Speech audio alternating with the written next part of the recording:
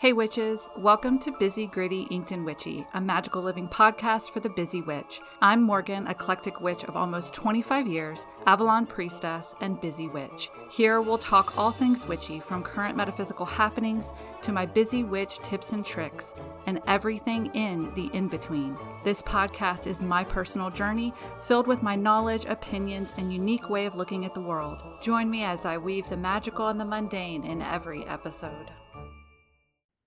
Hello, witches. Welcome back to Busy, Gritty, Inked and Witchy. I'm Morgan, and today I have a special guest, and I'm so excited.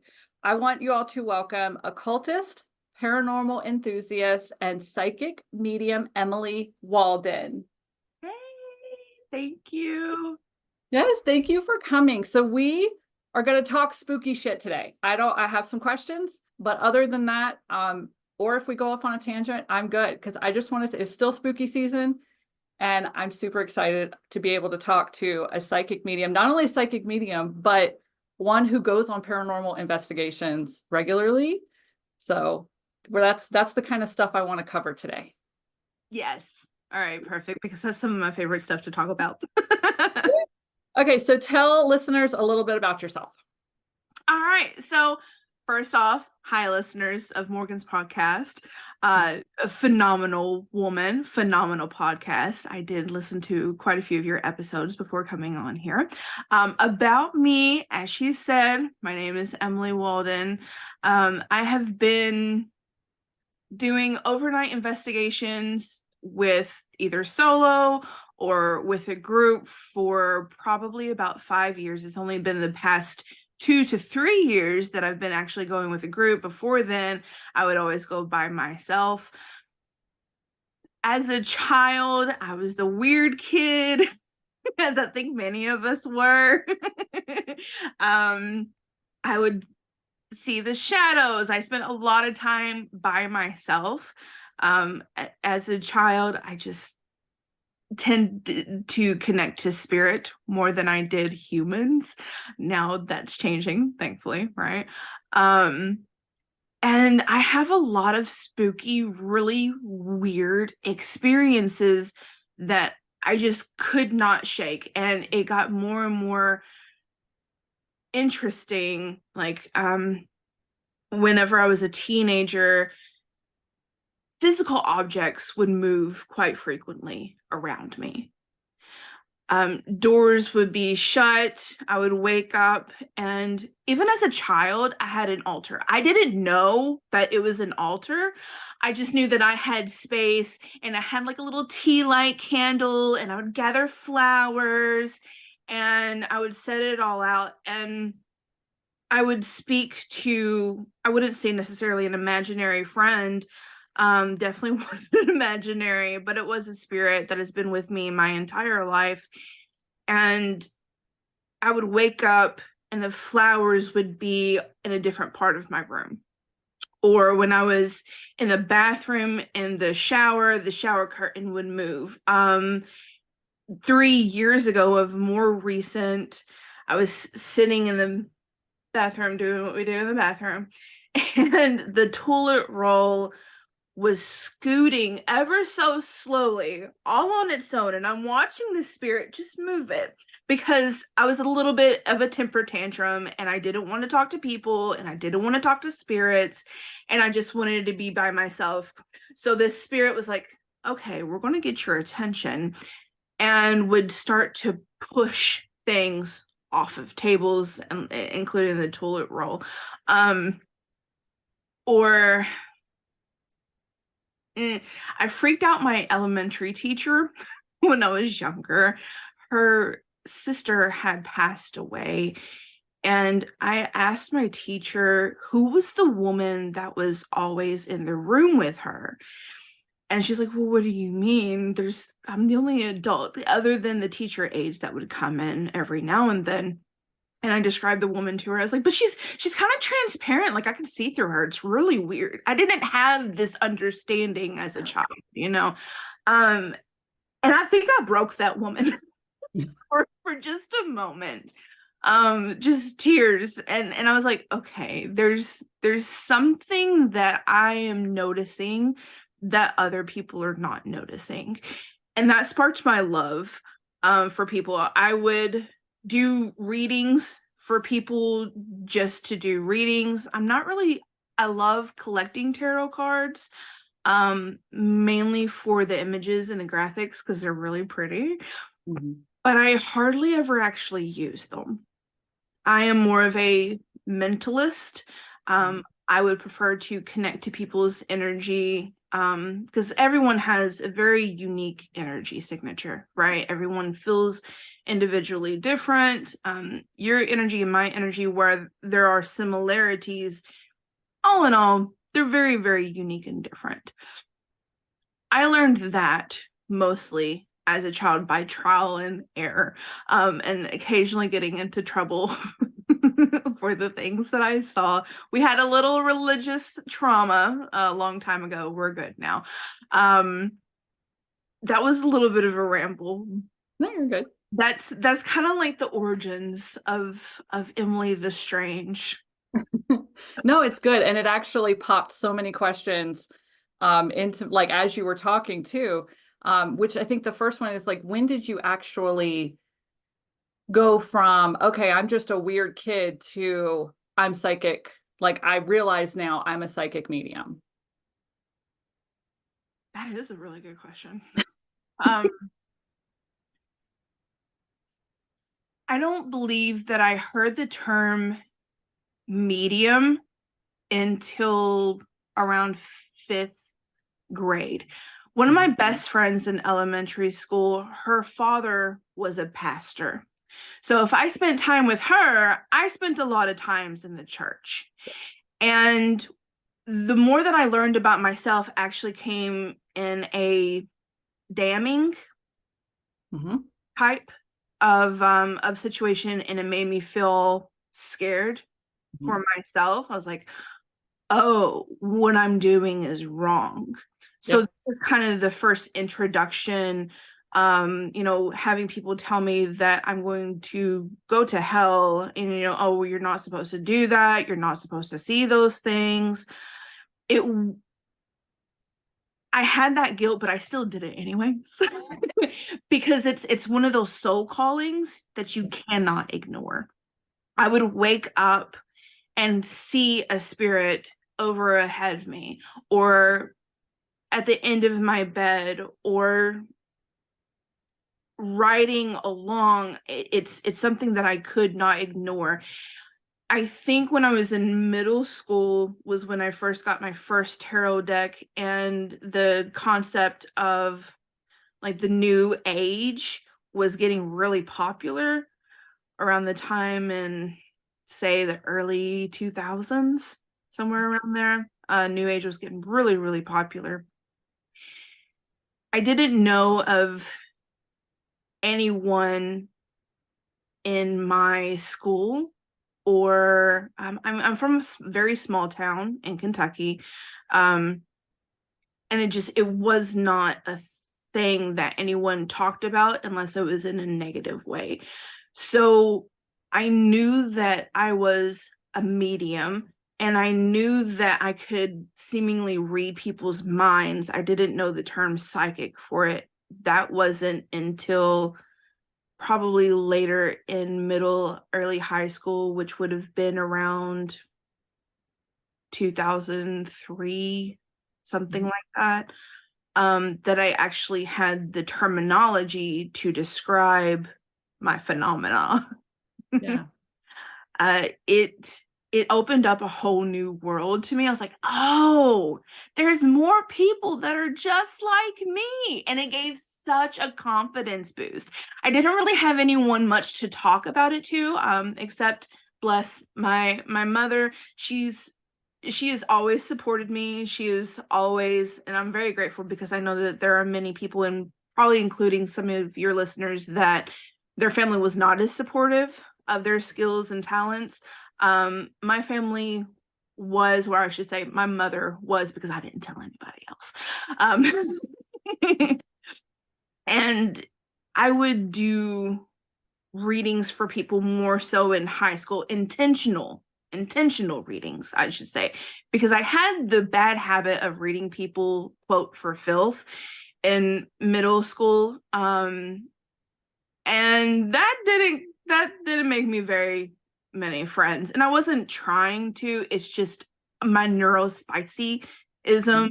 Um, it just kind of happened that way. Uh, yeah. I'm sorry. Yeah, no, you're good. You're good.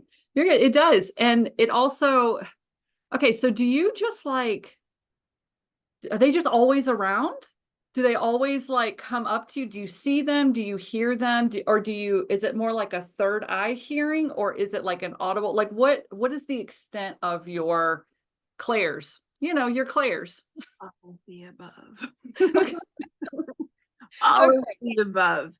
When I was younger, it was more sight-based. And now I have learned to and actually help other people change their physical sight. There are ways to change your physical sight, so that way you can see the more minute and subtleties of energies, which is basically spirit, energy, consciousness that is fast moving. So when I was younger, it was a lot more of sight and physical hearing. However, due to various conditionings, that kind of went away for just a little bit. Not entirely, because it would pop up occasionally of physical sight or physically hearing spirit, but it did switch more into mentalism. So sometimes whenever I see, it will be completely within my mindscape, within the third eye, but also, okay, so Morgan, in the 90s, right? I don't know if you remember these. They were these red glasses that had these wheels, and it had pictures. Yes. Yeah, and the little viewfinders. The little exactly, the viewfinders. And so you could always see the background, and there was just like that overlay of what was. That is also very, very similar to how I physically see now. It's that I can see reality, I can see Earth dimension, if you will, right? But there's also an overlay of energies that could just be energy movement, or it could be actual spirit movement. I don't typically see too many full body apparitions, because, to be fair, it takes spirit a lot of energy in order to do full manifestos. It takes a large amount of energy for that to happen. Which is really, side note, which is really interesting. As being a paranormal investigator, I'm the only medium. Let me rephrase. I'm the only practicing medium, because everyone has the potentialities. I mean, we're spirit. Everyone can connect, right? Anyways, it's very interesting to be able to see and to feel and hear in an investigative sense, when the other ones are around you. It's not that they're not sensitive. They're all very, very sensitive people. They're just not very interested in taking it further, if that makes sense, right? Okay. So hearing is also sometimes physical, but more often than not, it is also, like I said, kind of like mentalism, auditory mentalism, where you can, sometimes it'll sound like my own voice. Sometimes it'll sound like their voice. Sometimes there's no sound and it's just a knowing or just words. And also very much of bodily feelings. Me in particular, usually whenever I know that a particular spirit is trying to communicate with me, I'll feel it either in my chest or in my stomach. Some people will feel it on their backs or the top of their heads, their crown area. Everyone is individual and different of how they really feel it. But in the sense of the clairs, it's everything at once. I have learned over time how to kind of hit the snooze button, so it's not a bombardment. For when I was younger, it did feel a little bit of a bombardment. It was overwhelming, even though I would have spirits that come to me, and they have taught me a lot from a very young age, to not how to be afraid, how to connect with energies, how to influence energies, how to interpret their communication. But right now, like I said, it's kind of a mix of physical sight, mental sight, physical hearing, mentally hearing. And I will say, including myself, usually the physicals, right? The physical of sight or physically hearing is usually either upon waking, going to sleep, because we're in that middle state, or in places that have high energy, which is why I love going paranormal investigating, because those places are constantly, they're active places. They have the environment for having more of the actual physical manifestos rather than mostly mentalism. Yeah. And just so you know a little bit, because I don't know how much of like my backstory, you know, I had a lot of, when we were stationed in England, so this would have been the early 2000s, I had everything. I mean, I could see England is so old, I guess. There's so much. There's so much energy. There's so much everything. So I could see, I could hear, I had all of that. Once we moved to South Carolina, that's when I actually opened up my store. So I was doing tarot readings, but I had a spirit guide. I could hear, I could see. I mean, it was still great. But it was when the movies would start playing in my head. So I would start to, like, I could touch something, or someone could ask me a question and I would have a movie play in my head. That was when I got to the point where I was going out in public and I knew shit about people that like, they don't want me to know that. Like, you know? Yeah. And it just got to the point where even people close to me were very weirded out by me. They were like, "How did you know that?" And I'm like, I don't know. I just saw it. It was a movie in my head. And so I actually, quote unquote, turned it off. I threw a temper tantrum. And I said, I'm done. I don't know how to control this. And for me, I was the person in town because I owned a brick and mortar witchcraft store. So I was the person in town that everyone else came to ask questions to. I didn't have anyone to go ask questions to, like, hey, how do I, do this? How do I control this? How do I. So I literally just turned it off. And, over the years, it's kind of popped back up just here and there. I think more now it's empathic, just a feeling type thing, around people. Although I'm starting to hear again too. I don't know if it's the fact that it's October and the thin veil, or if I am just really starting to kind of hone in on stuff. But like, a lot of your story resonate. Like, I'm resonating with a lot of your story. I think we have a lot of like overlap and parallels as far as, because I grew up in the dirty South too, small town. So when I was different, I was bad. I was a witch. And so, yeah. And the funny part is I'm still around my hometown. And now we actually have a reader now, but the reader is very Christian based. Yeah. So whenever you go to, and look, everyone has their own practices. I'm not judging, right? Do what makes you happy.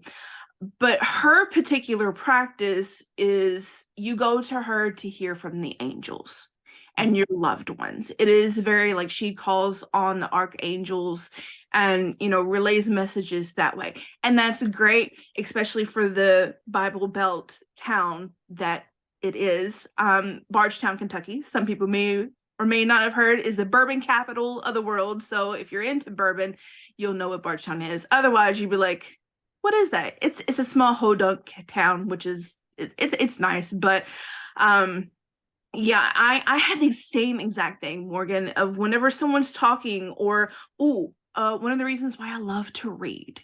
I love reading because whenever you're reading, like you said, the movie starts to play in my mind.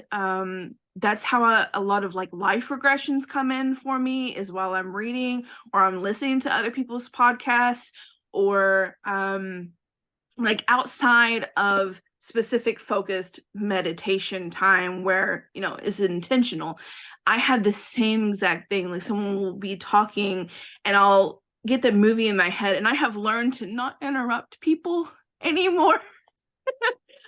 You know, mid sentence of like, yeah, hey, did you this, like this happened, like, well, how did you that the same thing with me. Is like, well, how did you know that? And it's like, I don't know, I just know. That's what I would always say before, is like, I don't know, I just know. Now I'm like, oh, because we're all spirit, baby. We're all spirit. It's all energy. That's all it is. It is the collective consciousness that you have access to 24/7. It's always there. So now I have more of an understanding of why. I love that you have well, you have one now. You have a brick and mortar store now, but I also love that you've had a brick and mortar store before. That's one of my goals, is a brick and mortar store, which will be very paranormal slash occultist slash readings. I love that so much for you. You're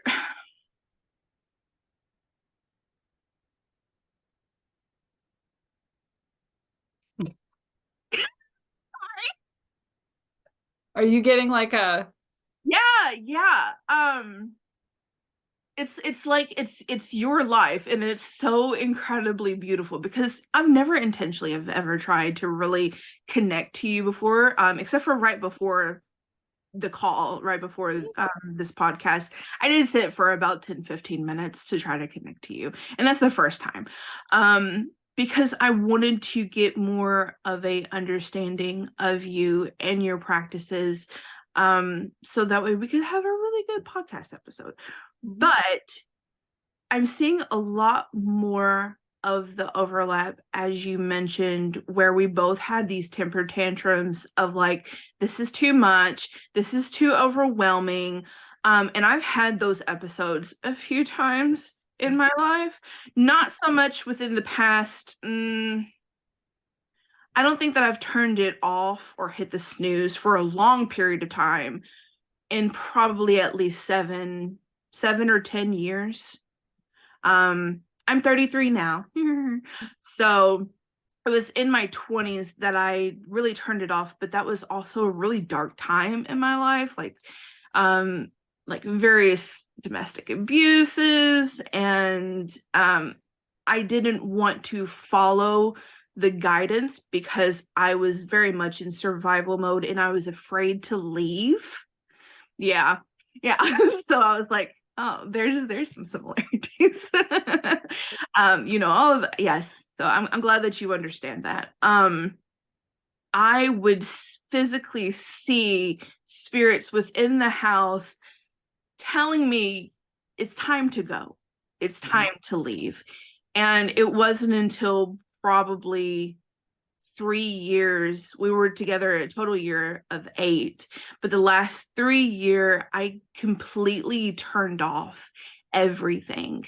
And I mean, like, mentally, not just in a sense of mediumship or psychic skill.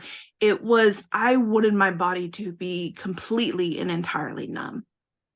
I wanted to turn off sensations, because from a young age I would look at a tree and would feel the bark on my skin when I looked at it, or watch fire and feel the heat. It's my perceptions, my sight is very much tied in, weaved into, if you will, of my physical sensations. They go hand in hand. I see and I touch without having to physically touch. And at this point, I had felt too much, and I wanted to turn it off. So I would sit in my bed, I would cry, and I would scream for it to turn off. Side note, I have also had various bouts of Yeah. major depressive disorder.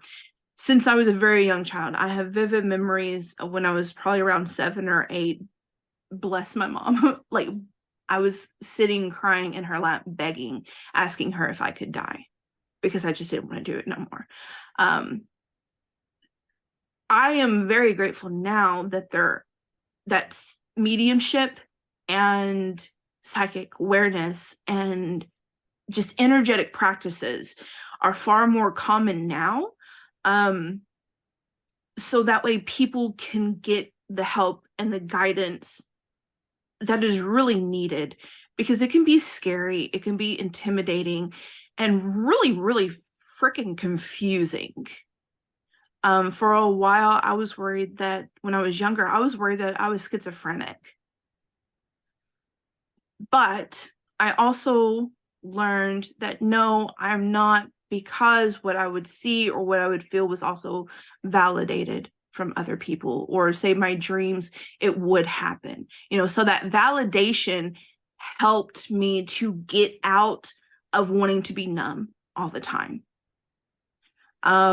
Loving myself, as weird and like mushy and like oversaid as it is, that was really freaking hard for me. That was so incredibly difficult.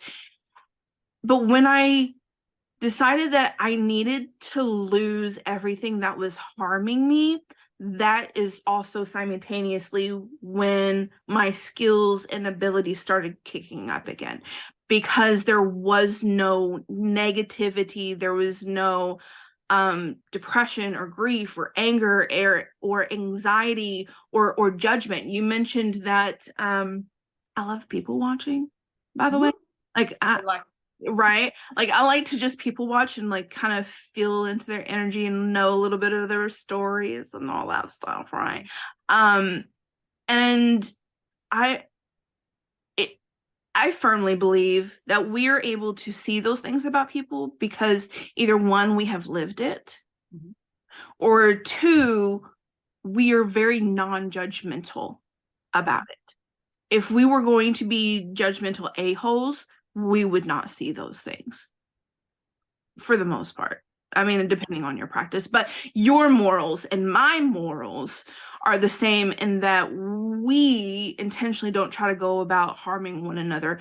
So we see these things that other people might not necessarily want us to exactly see about them from their own shyness or their own self-judgments, but we are the safe space, we are the healers, so we do see those things. And I also enjoy secretly, silently kind of helping to alchemize the energy for that person, even though it's a complete stranger. We don't have to have a conversation, right? But when I'm people watching and I can feel their anger or their grief or their anxiety, I'll sit there for a minute and think about their life story and watch their life story and feel that sadness or whatever it is in my body, to transmute and to kind of like shift that energy. They don't know what the heck I'm doing, but while I'm watching them, I can feel that energy release off of them. So even though it's something that they're probably going to have to revisit on their own, of course,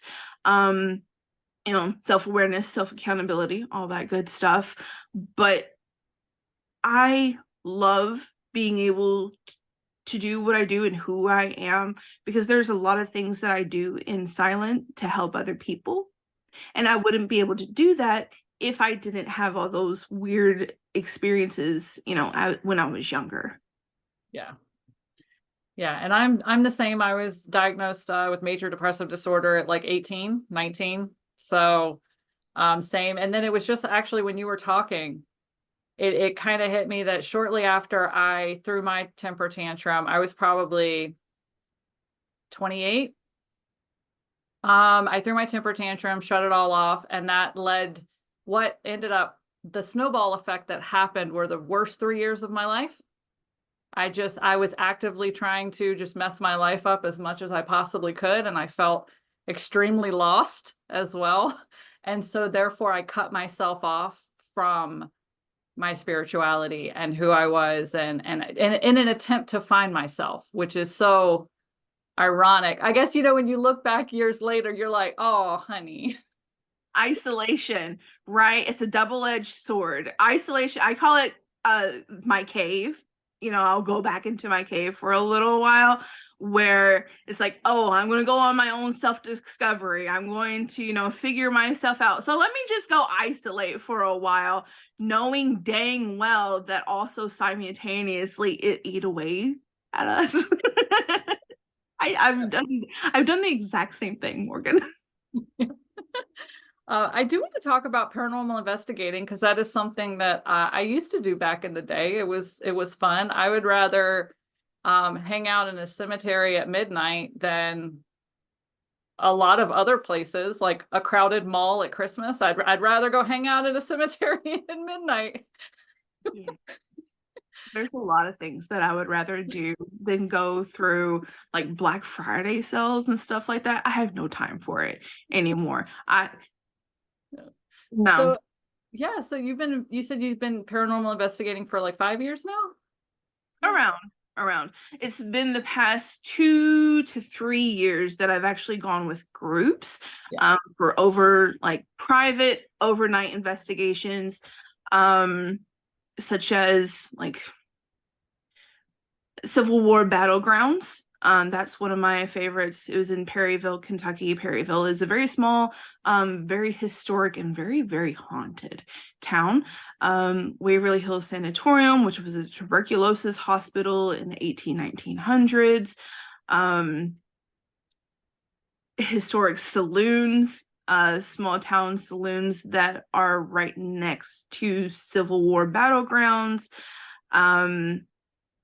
I have a piquant for insane asylums.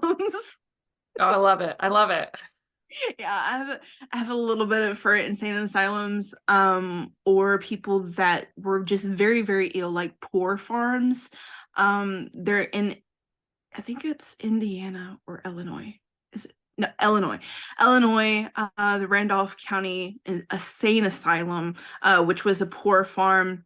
I had went there as a public overnight investigation, and public overnight investigations are really interesting because you're not around your typical people. Your typical people, their energy, you're kind of used to their antics, to their methods, to, how they communicate with spirits or how they conduct their investigations, if you will. Public can be a mixed bag. I learned that, and I did not set my intentions beforehand that anyone who would ruin the experience would not make it there, not by harm, mind you, right? But anytime I go anywhere, I go with the intention of there's going to be something specific in it for me, and also for the energy, for the spirits that are there. Sometimes spirits might want help.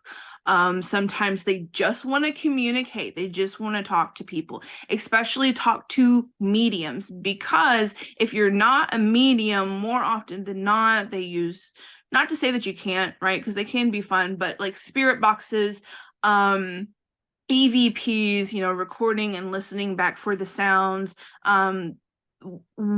One of the people that I go with, and we have a paranormal podcast together, he wears these headphones and is active listening, and it amplifies the sound of everything by like 50%. Like the smallest minute sounds, whispers, you can hear very, very clearly. So they use things like that. It's interesting. One of my friends, Alicia, she likes to do the Estes method, which is where one person has headphones, so that way, basically it's sensory deprivation.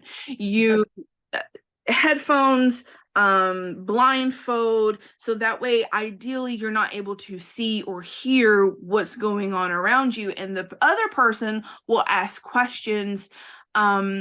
So you're listening on this, the person that's blindfolded, they're listening to a spirit box, and they're speaking and saying what's coming over the spirit box, right? And the other person is asking questions to spirits, And it's really cool sometimes to watch it line up and get direct answers from the spirit box.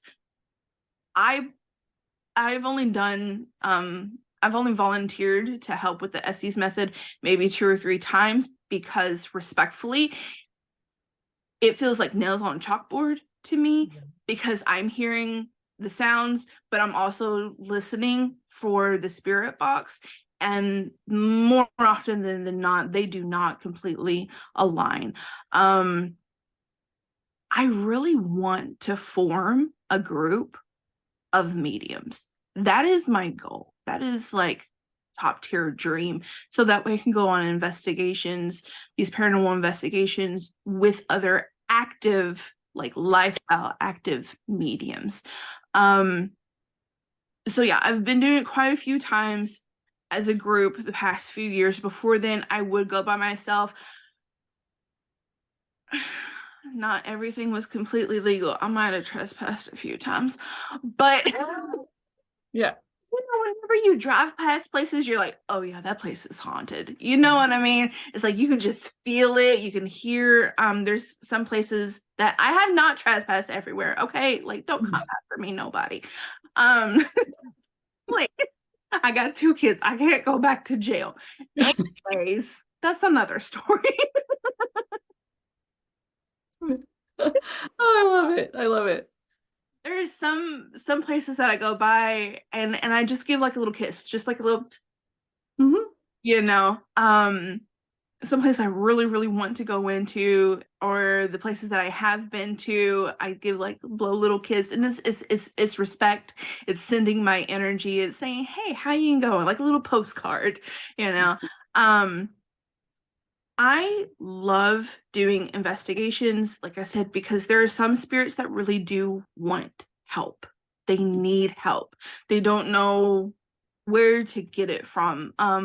One of the places in Illinois, they trap the spirits there. And I hate it so much.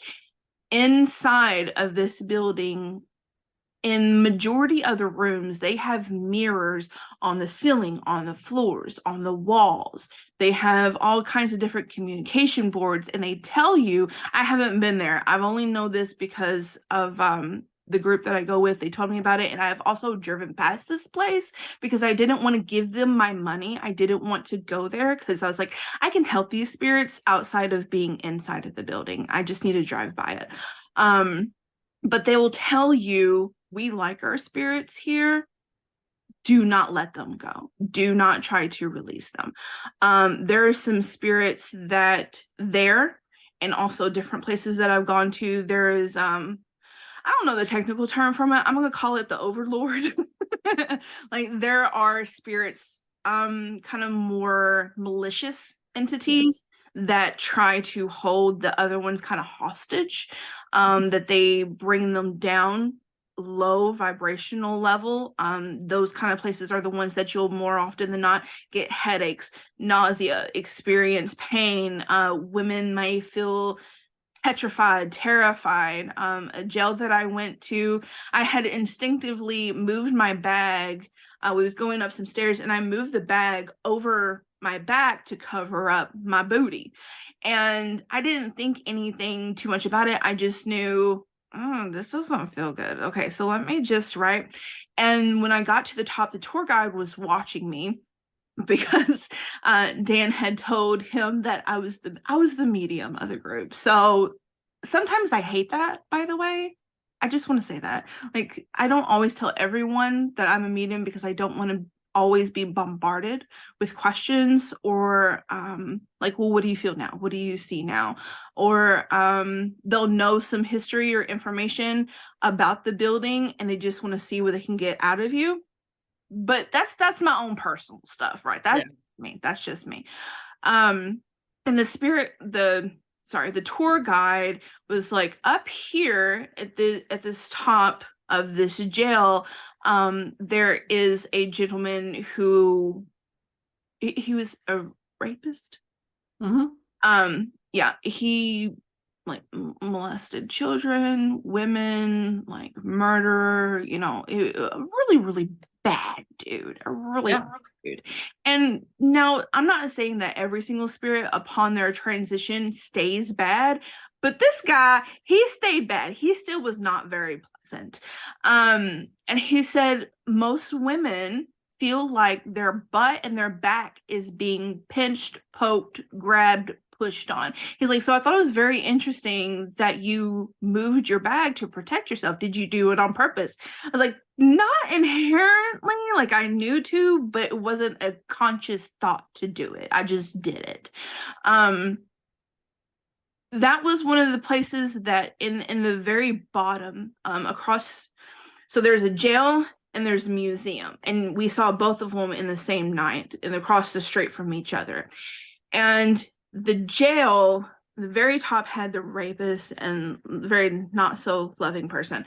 And in the very bottom in the back were all the records and the files from like 1800, 1900s. Like, yeah, it was, I felt like I didn't even want to touch the documents. It felt like I needed some gloves to handle them. I didn't want to touch them.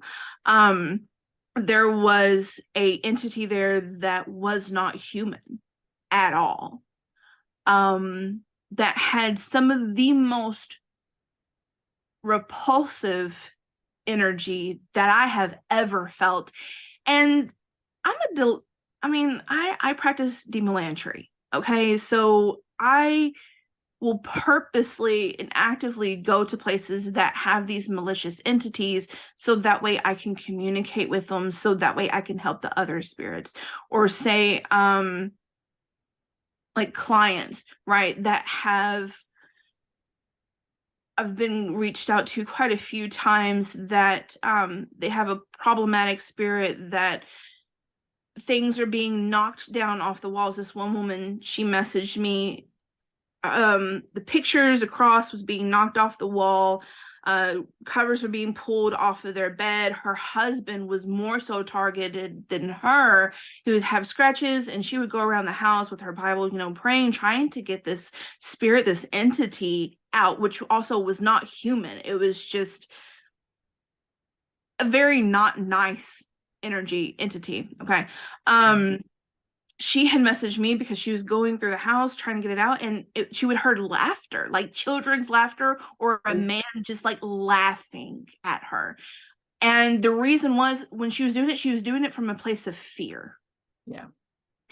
It was like asking outside to get them out of fear, rather than personal power of like, no, you actually control your space, you can tell it to get out. But this is happening because you actually are a medium and you have been ignoring and on the spirits around you. But like, it was very intentional. It was scary. I understand it was scary for them, but it was also in a intentional haunting, if you will. But times like that, my outside of investigations help me whenever I'm doing investigations. So that way I'm more familiar with those energies. So I'm not scared by them. I am not intimidated by them. It helps me to really, truly connect to them so I can understand them. So that way it's like, okay, either something needs to be done about you, or you're just kind of there and you're not going to leave, and that's fine. At the jail, he was one of those not like very nasty feeling, but he was just there. He wasn't specific to the jail. He was just part of the area, and he had a peccant, whatever the word is, for that jail, because of the type of characters that were there, such as the rapist that was upstairs. Yeah. So it's like, as they say, like energy attracts like energy.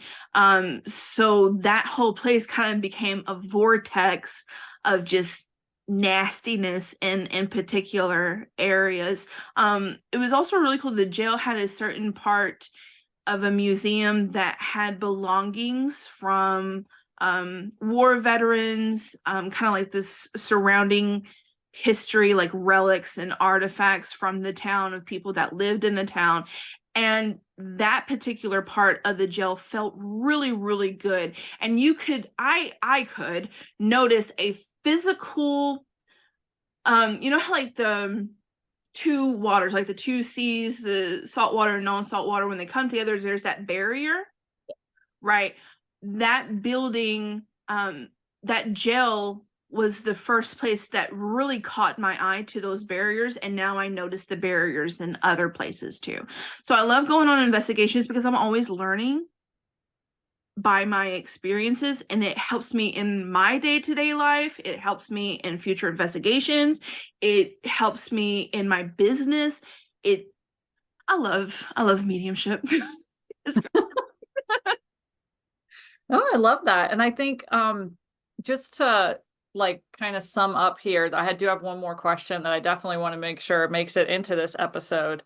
But for people, because you said earlier that we're all energy, we're all spirit. So you believe that everyone has the ability to tap in, to open themselves up, to communicate. So I believe the same thing. So just so you know, we're on the same page. And I hate when people say, oh, I'm not psychic, I wasn't born psychic. And I'm like, okay, you were born with energy. So, you know, so what are some things that you tell people that are like, okay, well, I would love to open this side of myself up. I would love to develop this more. So just what are some, you know, just a few like little tips or something that you would share with them? Okay. I love This is very important. If you want to open up your skills and your abilities, practice makes improvement. No perfection, practice makes improvement. Also, you will want to consider what part do you want to open up first, because there are so many ways to communicate with other people, with objects, with spirit, with just the natural energy of your environment. There are infinite amount of ways. There is no right and wrong. What may work best for you may not work best for everybody else. But there are absolutely fundamentals that work for everyone, whether you are a beginner, intermediate, or advanced. The first thing is to address what exactly specifically, what do you want to start with first? Do you want your sight? Okay, astral or physical? Do you want your hearing? Okay, again, mentalism or physical? Do you want to increase your clairtangency, which is touch? Do you want to like astral projection or dreams? Like if so many people come up to me like, or be like, Emily, I love my dreams, but I can't remember my dreams whenever I wake up and they feel important. All right. Something that will help with that. Whenever you're going to sleep, don't just go to sleep. Me, I can sleep fucking anywhere. Do you like every single investigation I have slept, and it perplexes people. It's like, how can you sleep in this energy? Because there's so much energy and I need sleep. That's why. Like, give me a 10-15 minute nap, I'll be good to go. But whenever you're going to sleep, try to wait until your body feels like it is buzzing or waving or vibrating or trying to lift itself up out of your body. It literally feels like it's lifting. Don't just go to sleep and night and that's all, right? Upon waking, I'm a big advocate of dream journals. You don't have to go in full specifications. You don't have to write a novel. You can just write keywords, because honestly, keywords are sometimes really all that you need to act as triggers to help your mind to remember, or later on in another synchronicitous event, whether it's in your day-to-day, you'll see an object and remind you of your dream because you helped to write down that trigger word. So that way you're just creating links for yourself. So dreams, a lot of people just really, really like their dreams. And that's usually one of the biggest focuses that people tend to come to me about is about their dreams. As everyone has always heard, meditation meditation practice, breath work practice. It only takes, set a timer on your phone, set a timer on your Echo device of 20, 30 minutes, depending on how far along you are in your consistent practice, will probably determine on how quickly you can really be the observer of your mind, meaning you're not initiating conversation in your mind and you're not rabbit holing and chasing and rabbit holing the thoughts that are coming to your mind. Because sometimes if I go a few days without meditating, the time that I actually sit down, the first things are usually songs that come into my head or things that I have to do. If you find yourself, it's difficult to really relax. Again, I'm a big fan of notes, either on a journal or a note on your phone, and keywords. Again, just keywords, because the practice is, and the intention is to get into a state of meditation, so that way you can get into a state of trance, because during your trances is when you are more aware as a conscious being rather than this fleshy, like baloney bodysuit that we have. Addressing your social stigmas, your conditioning, because when I say the very, very first thing, right? And I know that I have notes on it, so that's why I'm bringing that up. Because I literally, like, this is part of what Seance Summit is partly built off of. So figure out first a focus of what exactly you want to go to kind of like target, if you will, to focus on, because I promise you that every single thing connected to that is part of conditioning or self-doubt or lack of trust, it will pop up. It will make itself known, whether it's mental or in your life. The awareness, a heightened awareness. If you have severe depression or you have severe anxiety and grief, talk to someone about it. Yeah. Instead of keeping it in. You're not a burden. You're not going to bother someone. And again, it's based on your intuition and following your intuition, which is part of your clairs, right? Following your intuition on who that person or people can be as your safe space, if you will. That Morgan, she said that when people walk past, she sees parts about people's lives that maybe the other person might not want her to really know.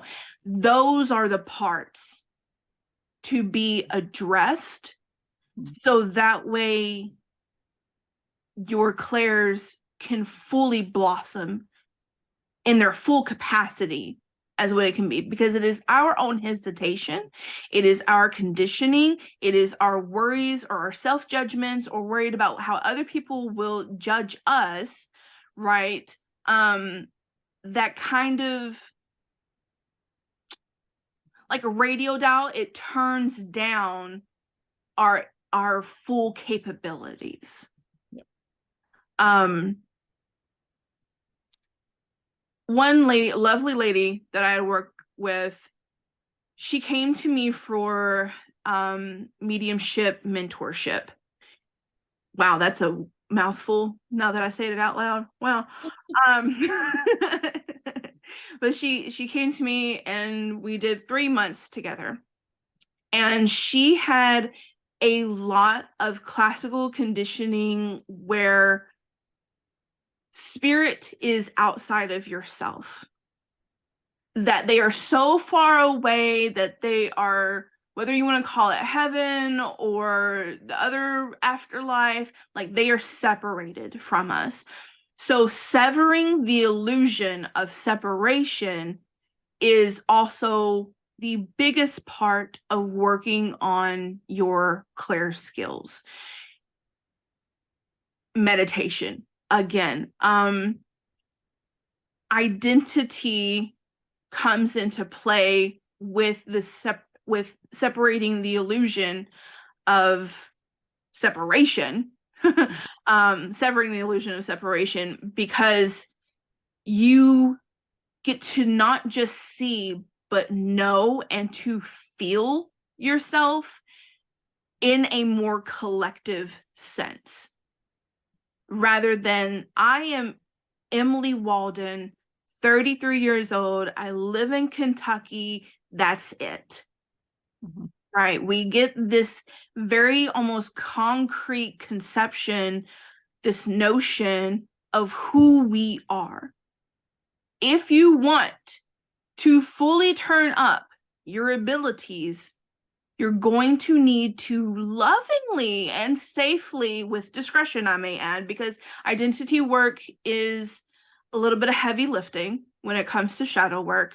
I highly recommended doing it with someone else, so that way you're not spiraling in a bad way, and questioning your sanity. Because whenever your skills open up, you will question your sanity sometimes. 100%. Yeah. Like, you're going, at some point, you're like, I have never experienced this before. And I haven't necessarily heard other people say that they have experienced this before. What is wrong with me? What is going on with me? But yeah, she had signed up for 3 months, and by the very end of it, she was able to physically feel her mother hold her, to hug her. I'm gonna cry. It was like one of the most beautiful moments that I have experienced in a form of a medium, because she had went from like, I don't know if I can talk to spirits. Like, I know that sometimes I know things about people, and like I kind of feel like sometimes I'm being followed or watched, not in a bad way. It's more of a comforting feeling, but she had never thought, or she thought that she would never have actually have communication. And in all honesty, all of us are already always communicating. So awareness, right? Building on Claire's is awareness that you already are communicating. Like, pay attention to your thoughts, which is part of identity. Pay attention to your thoughts of, is that a thought that you consciously are initiating, or did it feel like it was coming from outside of yourself? Did it feel like not, and again, with discretion of paranoia versus comfort, which is very important, because if you want to increase and open and blossom your skills, we're going to have to address any shape, way, or form of paranoia. And most of the time, you might not even know that you have paranoia until you're in the thick of it, until you are so deep in a trance of a meditation that you feel someone else touching you. It's in that moment that you're either going to quickly snap yourself out of it and be like, I'm done for a little bit, right? Or you can take a deep breath and be like, oh yeah, this is natural. Mm-hmm. We are all energy. We are spirit in a human body, rather than a human trying to find spirit. We are a spirit. So as kinship goes, it is only natural for us to be able to commune with other energies, with other people's psyches, with spirits that are in a different spiritual realm. If you want, decide what you actually want to do with it. How would you ideally want to utilize your skills? Because if it's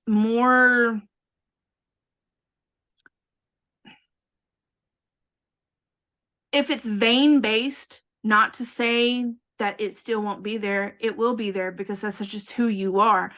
But if it's very vein based of, I just want to impress people, which I've come across people with that. And I've had moments, like I said, I used to read people for filth just to, hear them be like, oh, I probably need to address this, right?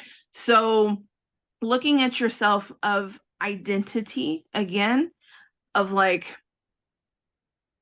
what is stopping me? What is kind of in my way? What am I just currently not that comfortable with right now?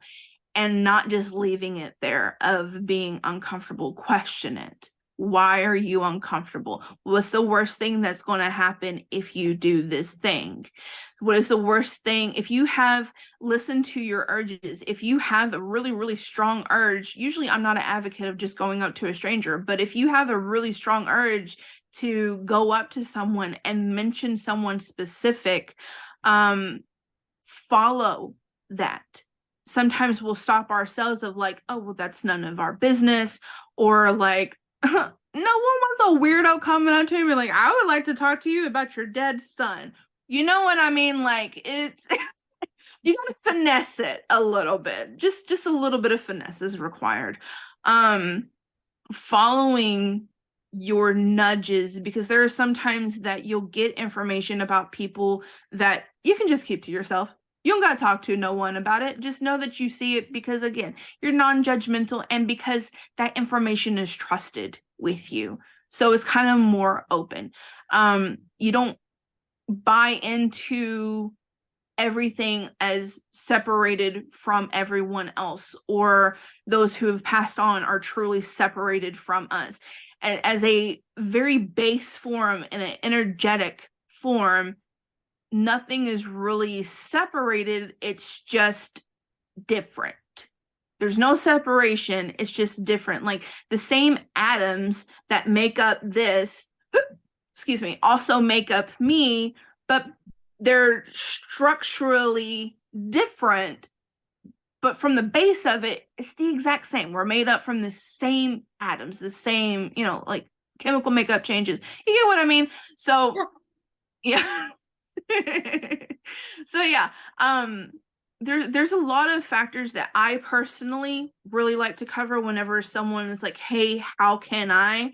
So like I said, the first thing is, what do you want to focus on first, right? Address your social conditioning, address everything that's connected to the first one of hearing of like, oh, well, if I hear voices, I might go crazy. I know that I have previous lives where I've been in insane asylums, and that's probably why I have such an affinity for insane asylums, investigating them now, because I've been there, right? And severing the illusion of separation, and practice, get weird with it, get funky with it, push your concepts of what your boundaries actually really are. Question why those boundaries are there to begin with. It's so incredibly easy. It is so incredibly simple. More often than not, people slow their progress due to lack of consistency. We're spiritual beings. So if you're having this urge, this call, if you will, to develop any part of those practices, start with candle work. I love candle work. They're great little energy generators.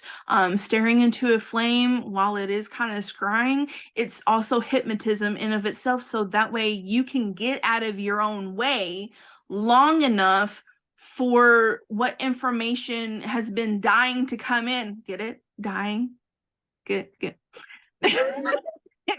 information that's been dying to get in can come in. So you turn your mind not off, it's hitting the snooze button on everything else that doesn't really matter right now in that moment. And then there's the active practice, such as going on investigations or doing readings with someone, or just having conversations with people. If you don't have anyone around you that you feel like you can have a conversation, just make the intention and write it down, a petition or whatever, of like, I need more people to talk to weird shit about. Yeah. And I promise you, they'll come. But are you going to initiate it if you have to initiate it? Are you going to follow through? Are you going to have the conversation now that it's in front of you? Yeah. Cool. Yeah. That was all great. That was all great information. I definitely want people to know what you have coming up and where they can connect with you more. Okay. Okay, real quick, again, thank you, Morgan. And for everyone listening, I want you to understand, hear me out for a second. Okay. This is my first podcast with someone else. I have a paranormal podcast and like I'm comfortable on there, right? I was nervous and it's kind of come out a little bit, but I think we did great. No, I loved this. I've absolutely loved this. And I've seen when you have gotten nervous. And that's why, for those watching on YouTube, you'll see me. I'll put a big smile on my face or I'll do something because, like, I know what it's like to be on other people's. And I'm like, I've been doing this for years. But the minute you're on someone else's podcast, it's awkward. You immediately just are like, what? I'm weird? Yeah. But like when you're in your own zone, I completely get it. So no, I'm hoping that it has been good for you because I've enjoyed every second of it. And that's why I wanted you on the podcast, because even though we've never met and we've only talked a few times, I feel your energy. And I'm like, I want to sit down and talk with Emily. You can always talk to me. Just so like you are always more than welcome, Morgan, to message me and we can have these conversations at any time. It has been wonderful. And I agree. Whenever you're on someone else's, it's like, okay. I've done public speaking in front of hundreds of people before, like fine, effortless, like near effortlessly, a little bit of jitters, but I got that, this was, I think, because like, this is really my passion, baby. This is my passion project, so yeah, anyways, so this is what's going on. Seance Society. Seance Society is a perpetual membership for psychic medium women. It is a women's membership, women's group. And it's divided up into three main parts. You have the pre-summit, the actual 3-day summit itself, and then you also have the post-summit. So the pre-summit is where I am talking about a little bit what we were talking about here is the necessary perception shifts, the safety mechanisms, it's for mediumship and necromancy. I forgot that out. Sorry. It is very much mediumship and necromancy focused. And also I want to say before anybody clutches their muscles at the word necromancy, let me just preface and clarify by saying that there is absolutely no dark force or baneful workings that are going on. That's not my style in this group. I am a middle. Like, I'm not all light, I'm not all dark, I am a sliding scale. I am very morally gray, let me say that. So the pre-summit is talking about mediumship and necromancy, which necromancy is ritualistic. It is a art, it is ritual workings dedicated in some manner around the spiritual realm. So whether it's for shadow work, identity, improving your mediumship abilities, general guidance, you want to talk to your ancestors or your loved ones, or maybe you have spirits already around you that you may talk to here and there, or you have a regular communication. It's for everyone. It's from beginner to the advanced. There's something for everyone. It is really community based, or as I like to call, community based. Community. Okay. I love it. It's to commune with spirit, commune with each other. And in the pre-summit, it is self-paced, so there's absolutely no rush because people have their different things. You may be in another program. It doesn't matter. You do it at your own pace. And as I said, we will cover the safety structures, perceptions of like changing, altering your own perceptions, I should say, so that way you can have more physical sight. So that way you can enhance your hyper awareness to your touch, to your senses. There will also be rituals, including trauma release, conditioning, trauma release, things like that. A PDF workbook that's kind of more journaling, shadow, questioning. What is it that you actually want your practice to be like? And what is your practice currently right now? Because some people don't really think about what their practice entails.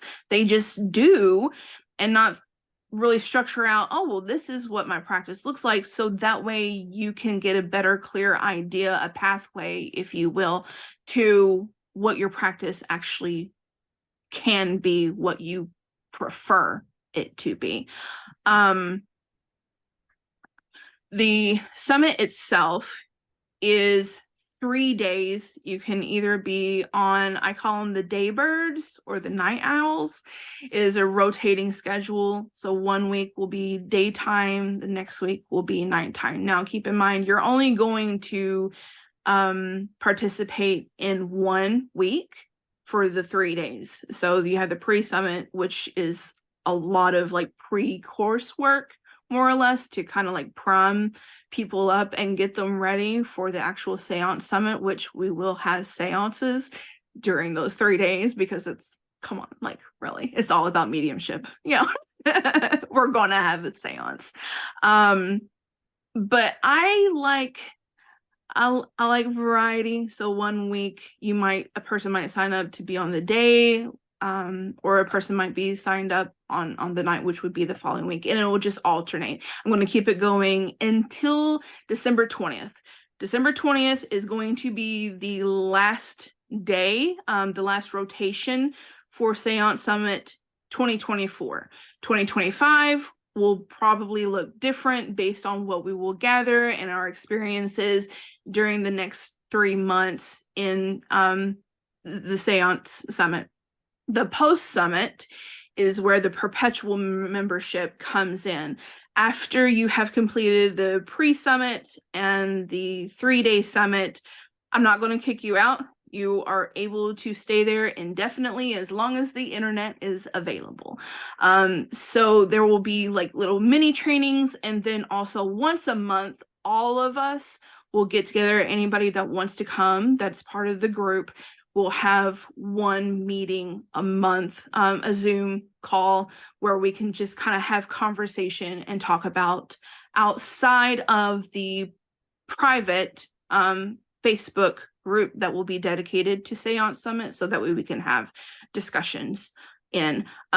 Whenever someone decides like, hey, this sounds fucking great. Can I cuss? Oh, yeah. No. Okay, I thought so. You're good. I was like, I'm pretty sure I heard some words in your other episode, so I just want to kind of be mindful. But when you're like, heck yeah, this sounds great for me, right? We will have, you'll book with me a one-on-one call, like not like Zoom. We're going to have a session together, so that way we can get a more clear path for you and how you can most benefit out of in the Seance Summit. I'll also send you a questionnaire, which is kind of more about like, do you want days or do you want nights? What is your practice like? What would you consider your current level to be? What are your focuses, right? So that way I can deliver a more bespoke experience for everyone's needs. So that's Seance Summit. Is there any questions? Did I cover everything? You covered it, but how do they either sign up or get in touch with you? Like, how do they contact you? Okay. um this is coming out next week. So, disclaimer, right? Like, we're recording it right now, and then next week is when it'll be released. So by next week, I'm currently working on the sales page right now. So that has everything outlined. But as of right now, the people that have messaged me about Seance Summit, they have just messaged me on Facebook or Instagram of like, hey, can you tell me more about Seance Summit? And I will send them a page that has the whole list out of what it is. But by the publication, the release of this podcast, that will already be in existence, fully, completely published and made, and not just halfway made right now. It is what it is. So they can go on my Facebook page, Instagram, TikTok, all of my pages, all of my social media has a link to my website, which is emberforge.wordpress.com. But in all honesty, if you want a very fast, like a quicker response, message me on social media. I do check my email every day, but I check my social more frequently than I check my email. I check my email probably about twice a day. Every now and then, like every 2 hours, I'll kind of glance at my socials. So you can just message me about it, and I will send everything. I will send the webpage link to anyone that wants to know more about it. If you just have questions, you're more than welcome to just ask me the question. But if you want to sign up, I'll just send you the page and we can get started. And that's at Ember Forge. Isn't that your handle on like Instagram and TikTok? I'm so glad that you're good at this. You're so wonderful. Yes, EMBRFORGE, Ember Forge, which, fun fact, Ember is me. My name is Emily Brooke, EMBR. So Ember Forge, that is me. And my handle is the same on Instagram and TikTok. The only thing that's different is Facebook. But it's okay. You'll find it. I can put it in the show notes too. I do this as if like it's actually sitting there right now, but yeah, I'll put it in the show notes too. Show Me Grace, people, is my first one. We're doing fine. We're doing great. No, this was so much fun. And I definitely want to thank you for joining me and for having fun today, because that's what a lot of this is. But it was there was so much information. I feel like there's going to be a lot of our listeners that were just like taking notes like the whole time. So thank you for that. I also, side note, I do have various kind of like informational mini trainings on TikTok that I put up quite frequently. So especially the TikTok Ember Forge, again, thank you for the reminder, by the way. You're so great. The TikTok Ember Forge is where you can find a lot of the mini trainings. Facebook, I usually use more for long posts of that type of training, or I do write Substack articles, which is also included in like one. I set it up very specifically to where one link will automatically help to navigate and take you to all of my other links. So it's not very difficult to find, because I feel like I've barely talked about it at all, to be honest. Yeah. Most minuscule, minute, like it was great. Don't get me wrong. Thank you so much. I love you and I appreciate you. And I also feel like I covered 2 drops in an ocean of what it actually entails of mediumship. Oh yeah. No, it's a huge subject. So if nothing else, I'll just have you on again. I mean, we can always do that too. That's fine. All right. Well, I'm going to stop this one. And then if you are in my Patreon, then you can head over to the Patreon where there's going to be just a little bit extra stuff between me and Emily. But I want to thank all of my listeners for being here and for giving me a platform to have amazing guests like Emily on here. And thank you, Emily, for joining me today. All right. And I will see you all again next week.